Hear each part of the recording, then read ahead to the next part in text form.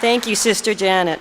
Emmanuel College is pleased to confer the honorary degree of Doctor of Humane Letters on Milagros Arbaje-Thomas. The citation will be read by Catherine Bucher, Associate Professor of Sociology, followed by the conferral of the honorary degree by Thomas J. Hines, Jr., Chair of the Board of Trustees. Ms. Arbaje-Thomas, will you please come forward?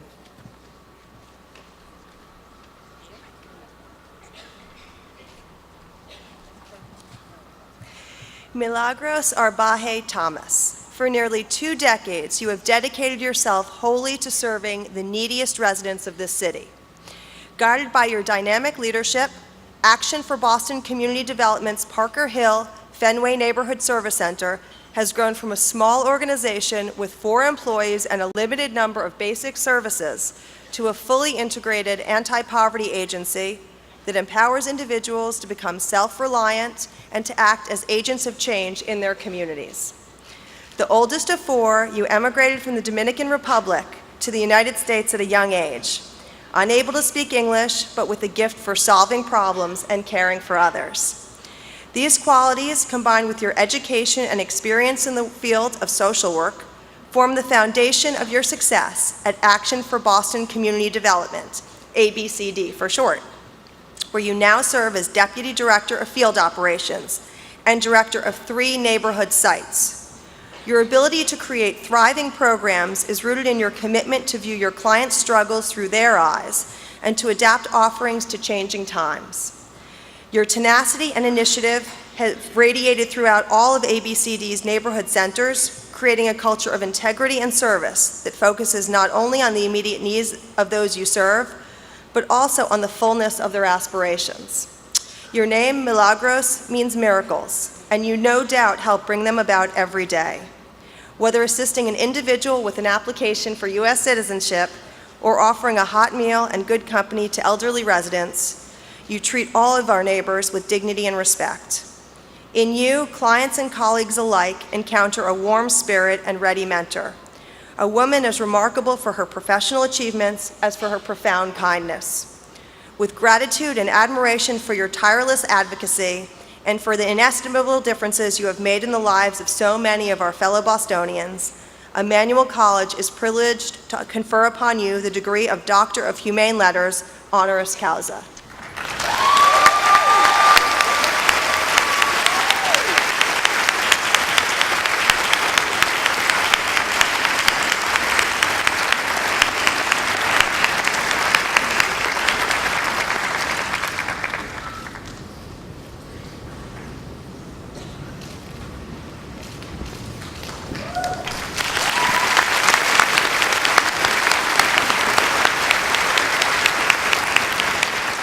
By virtue of the powers delegated to Emmanuel College by the Commonwealth of Massachusetts, and on behalf of the Board of Trustees of Emmanuel College, I confer upon Milagros Arbaje-Thomas the degree of Doctor of Humane Letters, honoris causa, with all the rights and privileges pertaining thereto. Congratulations.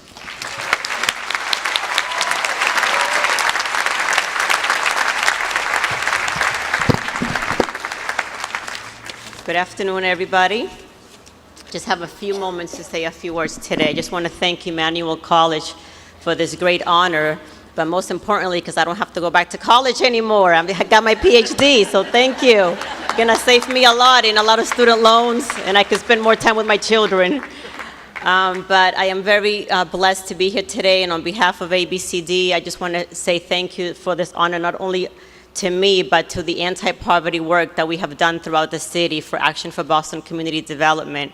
And it's an honor to come here as an immigrant and not have a U.S. citizenship until a week before I got into college. I almost didn't get a chance to go, and to be able to give back to my community the way that this country has given opportunities to me.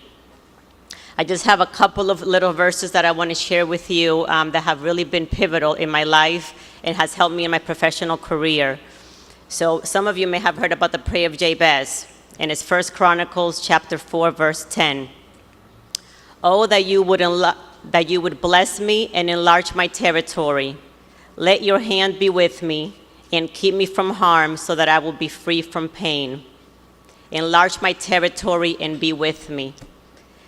When I was thinking about a career growth at ABCD, I was afraid. I wanted more because I actually knew how to do my job really well in Mission Hill, and I knew that I wanted to do more, but I was afraid of more responsibility. And we did this Bible study series at my church that really prepared me to really trust God and have Him hold my hand and go beyond the territory where I thought I was capable of doing. And since then, I got the opportunity to work in the Mattapan community, and now more recently in Jamaica Plain. My husband and I were doing this prayer for months because he wanted to be a principal. He was a math teacher, and I was the director of one site, and we both did this Bible study together. And then right now, he's the headmaster of a high school in Charlestown, and I was able to do a lot more things, touching the lives of 3 different neighborhoods. So I say that to you because today you are enlarging your territory, and I know that you are afraid about what's going to happen tomorrow. You literally are tomorrow's workforce. And by tomorrow, I mean Monday's workforce. And I am looking for a couple of case managers, so if anybody's interested in anti-poverty work, come and see me. I have all my managers sitting over there looking for resumes. And the last thing I want to say, because of the fact that, we do anti-poverty work and we could not do this without the college partnerships like Emmanuel College. 2 Samuel chapter 24, verse 24. I will not give to God that which costs me nothing. My story to that is that when I was in my late 20s, we were going through a capital campaign on my church, and the pastor asked us to pray for a dollar amount.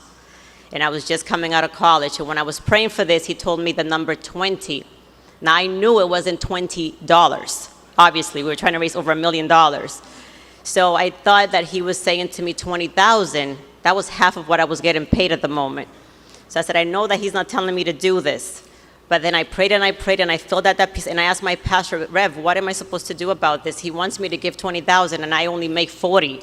How am I going to make this happen? And he said, Millie, just put it on a piece of paper. That is not your job to figure out how you're going to do it. That's God's job. You just have to make the commitment.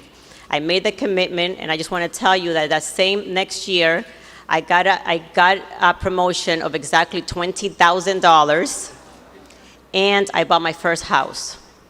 And all of it because I trusted in Him and because I gave more than what was comfortable for me. So as you think about going out there and giving back to your communities, I urge you to try to do more than what's comfortable for you. Sometimes whenever you think about doing favors for others, being there for family members, don't do whatever fits perfectly into your schedule, whatever ride is on your way to your house, whatever fits perfectly around your lifestyle. Because when you give in a way that's sacrificial, that really hurts you in your pockets, that it hurts you in your schedule, in your sleep, it brings you discomfort, that's when your reward is going to be much bigger.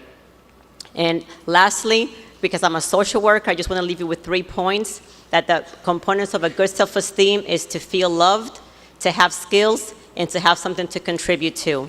You are all loved here today because you have all these family members visiting you. You have the skills that Emmanuel College gave you to prepare you for tomorrow, and now I want you to give back in some way and contribute to something bigger than yourselves. Congratulations, and thank you for this honor.